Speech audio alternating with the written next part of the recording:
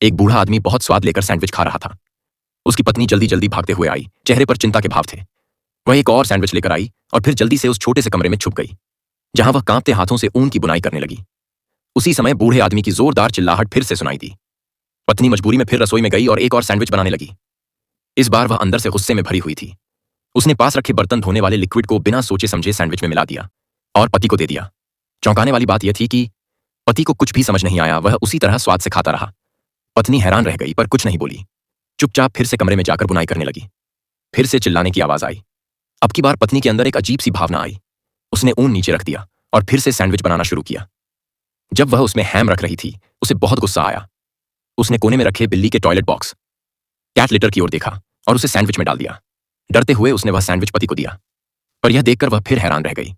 पति ने फिर भी कुछ नहीं कहा और चाव से खाने लगा। पत्नी और भी ज्यादा उलझन में पड़ गई।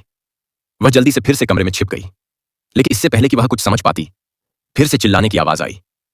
अब पत्नी पूरी तरह गुस्से में थी, पर फिर भी वह गुस्सा दबाकर सैंडविच बनाने लगी। पति की अचानक आवाज से वह घबरा गई और मक्खन का डिब्बा गिरा दिया।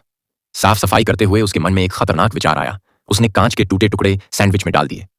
फिर घबराते हुए वह सैंडविच पति को दे आई। अविश्वसनीय रूप से पति ने फिर भी बिना कुछ महसूस किए सैंडविच खा लिया।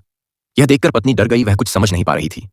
वह चुपचाप जाकर फिर बुनाई करने लगी, लेकिन इस बार उसके होंठों पर हल्की सी मुस्कान आ गई। फिर वही आवाज आई। इस बार पत्नी गुस्सा नहीं हुई, बल्कि मुस्कुराते हुए पूछा, एक और सैंडविच चाहिए? लेकिन अब सामने उसका पति नहीं, एक कंकाल बैठा था। चारों तरफ सड़ चुके सैंडविच पड़े थे, जिन पर कीड़े रेंग रहे थे।